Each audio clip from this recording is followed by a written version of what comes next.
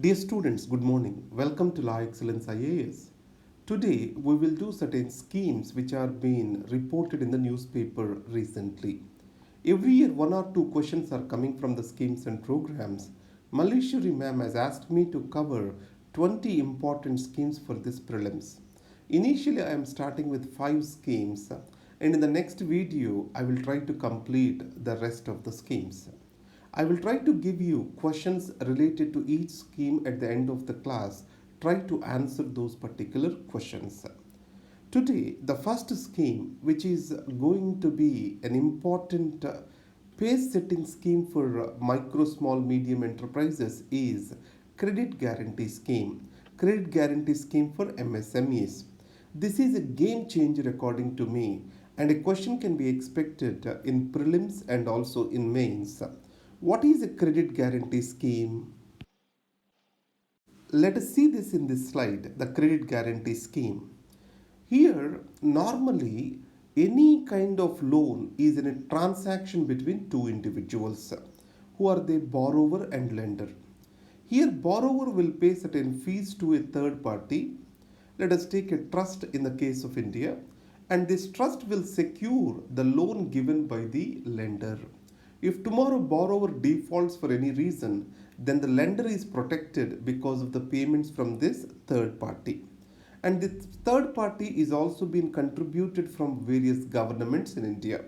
That is state government and central government, majorly the central government. So, access to finance is important for MSMEs. The biggest challenge to the banks is to trust them because NPAs of the banks are going high, which we called as twin balance sheet problem in India. In this case, how to ensure security to the banks and also bring in access of credit to the micro, small, medium enterprises is most important thing. So let us see the highlights of this scheme. These loans are totally collateral free and MSMEs need not pledge any assets or third party guarantee to avail the credit over here.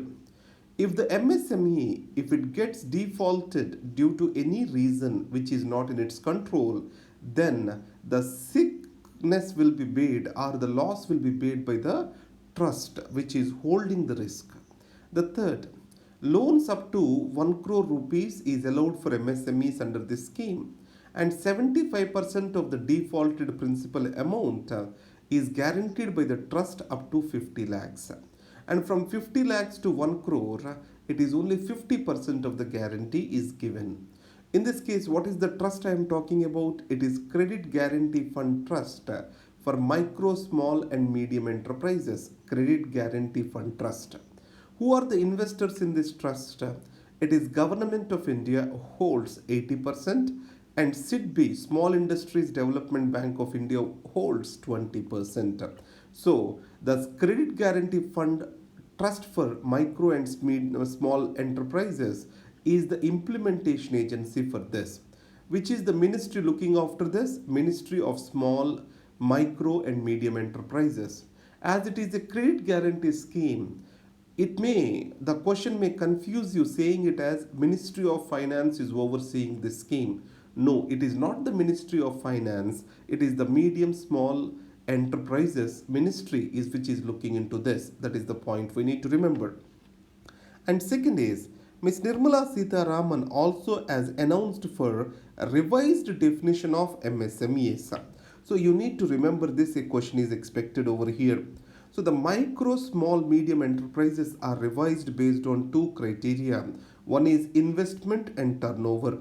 Micro enterprise shall carry an investment less than 1 crore and a turnover less than 5 crores. Small, investment less than 10 crore and turnover less than 50 crore. Medium, investment less than 20 crore and turnover less than 100 crore. This is what is being stated. Next, another thing during COVID-19 was announced is this Emergency Credit Line Guarantee Scheme as part of Atmanirbhar Bharat of Government of India. So it has a corpus of 41,600 crore and it wants to provide guarantee for an additional funding up to 3 lakh crore rupees to micro, small and medium enterprises. Now let us see this. How the scheme is revised and widened. upper ceiling of loans outstanding raised to 50 crores from the existing 25 crores to bring in eligibility for them. And second, individual loans given to professionals like doctors, chartered accountants, they are all brought into the ambit of the scheme. And third, the maximum amount of guaranteed emergency credit line is increased from 5 crores to 10 crores. Who are the companies eligible? These are the companies which have the turnover up to 250 crores. Previously, it was up to 100 crores, up to the medium enterprises. Now, it is even extended if the company has a turnover more than 100 crore rupees. So, this is what is the revamping which has been started.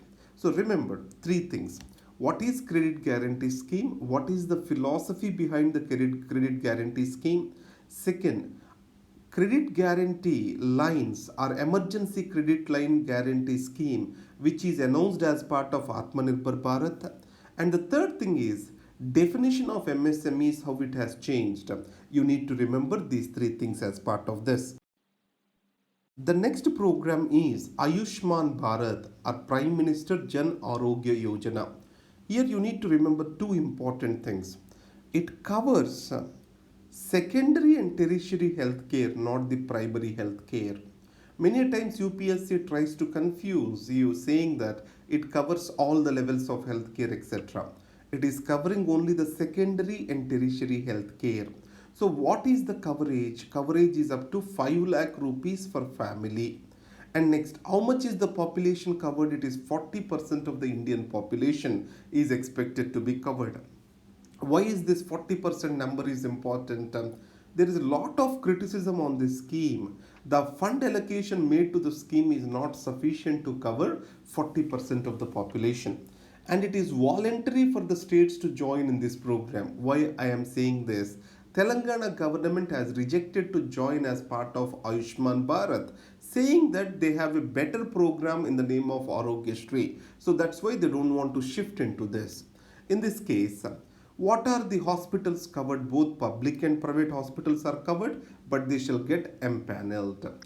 Do we have any restriction on family size, age, or gender? No restrictions. Are the previous medical conditions covered? Yes, previous medical conditions are also covered. If the statement says all the medical conditions are covered under Ayushman Bharat, no. There are certain exclusions like genetic diseases for Ayushman Bharat. Hospitalization, post hospitalization. Even post hospitalization expenses up to 15 days are covered under Ayushman Bharat. So, an agency is created for implementation of this, that is National Health Authority. Who is the chairman of National Health Authority? It is none other than Minister for Health and Family Welfare is the chairman. And if the states are going forward to implement Ayushman Bharat, they have to take 40% of the expense on this particular scheme and center will contribute 60%. This is Ayushman Bharat. The next scheme announced by Prime Minister Modi on August 15th is National Digital Health Mission. What are the objectives of this? It aims for creation of digital health ecosystem in India. Every citizen will be offered a unique health ID and all the health records of this particular person will be maintained attached to that particular number and they are stored in cloud and they are readily acceptable to that individual as and when required. And not just the people, hospital establishments and doctors will also be integrated into the system. At a later stage, laboratories and pharmacies are also expected to join this particular mission. In this case, National Health Authority, which we have discussed under Ayushman Bharat, is also implementing the National Digital Health Mission. And is it voluntary or compulsory even for doctors, healthcare establishments, even for citizens? This entire program is voluntary. Remember, doctors may or may not register into this. However, DigiDoctor Health Facility Registry are being created to allow the doctors to enroll for this particular mission. And it is expected to streamline insurance process and then cashless transactions through National Digital Health Mission. So Ayushman Bharat and NDHM, though they appear to be separate, they have a lot of connectivity. So if insurance-based healthcare delivery has to improve in India, we need to ensure proper record management. Based on that, health risk coverage will be estimated. So National Digital Health Mission is an initiative in that direction. The next is Jal Shakti Abhiyan. You know, Jal Shakti ministry is created, clubbing the drinking water ministry, sanitation, Ganga rejuvenation, water resources all together. Jal Shakti ministry is created. This itself is a big revamp. Why? Previously, every department used to work in silos. Now, as one comprehensive ministry has come into existence, we expect better coordination. So, what is this Jal Shakti Abhiyan? It is a time bound mission to conserve the water. It aims to make water conservation a Jan Andolan through asset creation and communication campaign. So, water conservation shall become revolutionary. Is it getting implemented throughout India? No. As of now, in the phase one, it is being restricted to most drought affected areas or water stressed districts in India. It has five aspects to focus upon. I am expecting a question in these five aspects which we see: water conservation, rainwater harvesting, renovation of traditional and other water bodies. Third, reuse of water and recharging of structures, watershed development, intensive afforestation. Now, the UPSC may focus on the missing elements over here. Have you seen anything on encroachment of the regular water bodies? Many a times in India, the problem is encroachment of the drinking water bodies for various commercial projects, especially real estate projects. Entire urban India is facing the challenge that is not covered in this. Second, industrial effluents, waste management, or recharge of the industrial use of water, are they covered under this mission? They are not covered. So they may ask you a question adding that the encroachments will be cleared under this mission. This mission is not talking about those encroachments. This emphasizes on the citizen participation. And under this program, water conservation plans will be drawn and melas, Krishi Vignana Kendra melas will be conducted to educate the people on the efficient use of water. And as I said to you, Jal Shakti Ministry is the implementation agency. Here, don't get confused with another mission, that is Jal Jeevan Mission.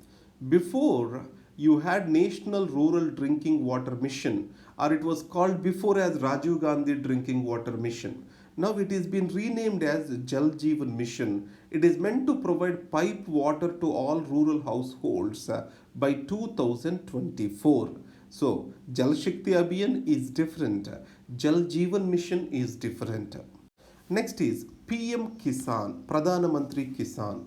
Why I am highlighting this particular program? One of the reason is there is a lot of criticism on this program reported, because this is trying to help small and marginal farmers, well and good. But rural agricultural ecosystem consists of tenant farmers and also agricultural laborers. From PM Kisan, these two groups are being excluded. And even when Raitu Bandhu, the initial program of Telangana government from which PM Kisan was inspired, it also did not cover this particular section of people. This is where Biju government, that is Odisha government, makes a big difference. There is a program called Kaliya in Orissa. So this program tries to take into consideration both the agricultural laborers and also the tenant farmers. That is what is the major difference over here. So in this case, who are the beneficiaries of Prime Minister Kisan? One is the people who have agricultural land up to 2 hectares. It means small and marginal farmers. Hectares, remember that it is not acres, it is hectares. Institutional farmers and also the government employees, taxpayers, etc., are excluded from availing benefits under this. What is the benefit offered? 6,000 rupees is given in 3 equal installments per annum. So 6,000 rupees per acre? No, 6,000 rupees per household per annum. It is not per acre. Remember that point. So these are the schemes which I want to cover. And PM-Kisan is also in the news due to a big scam that has happened in Tamil Nadu. What happened is this. Pradhan Mantri Kisan portal is been brought in, and to ease the farmers, they have to just upload their application and self-appraised application on the portal. Previously, it was supposed to go through district collector. Now, it is direct uploading, and these people stole the agriculture officer's login ID and password and tried to upload them and get benefits out of it, get the money out of it. So all these are direct benefits transfer scheme. Remember that point. These are the things. Now let us see few questions. Which of the following is not the objective of National Digital Health Mission? So in this case, remember, they are asking not the objective. To regulate the healthcare and other establishments in India. No. So it is not meant to regulate. It is to promote research, public health data availability, and also better care to the patients. It is not meant to regulate healthcare establishments in India. That is why, which is not. That's why D is the answer. Pradhan Mantri Kisan Samman Nidhi Yojana aims to provide financial assistance to farmers identify the beneficiaries. Remember, up to 2 hectares, small and marginal farmers up to 2 hectares. Major criticism is agricultural laborers and tenant farmers are not covered. Next, consider the following statements in relation to Prime Minister Jan Arogya Yojana and identify the correct statements. It is meant to improve primary healthcare access to the poor and marginalized. No, it is a healthcare insurance scheme meant to provide access to secondary and tertiary healthcare. Second, socio-economic census is the basis. True. That's why answer is 2 only. That is B is the right answer. 10th question. Consider the following statements in relation to credit guarantee scheme to MSMEs. Is collateral required for issuance of credit? No. Collateral is not required. That is the biggest change in a credit guarantee scheme. Previously, if you want to get any credit, you need collateral. Under this, no collateral is there, and the trust fund will take care of the risk associated with these loans. And SIDBI alone implements the program? No. SIDBI along with Government of India in 4:1 ratio created a trust fund for micro, small, medium enterprises, credit trust fund, that is implementing the scheme. In this case, collateral issuance is required for issuance? No. SIDBI alone implements the program? No. So neither 1 nor 2 is the answer. So if I am going for correct statements over here. Finally, which of the following are the components of Jal Shakti Abhiyan? Rainwater harvesting, reduction of industrial use of water, that is not there. It do not talk reducing the industrial use of water or savings in the industrial use. It talks about watershed development and intensive afforestation. Yes. So obviously answer is 1, 3, 4. These are the questions for discussion. Thank you very much. Have a good day.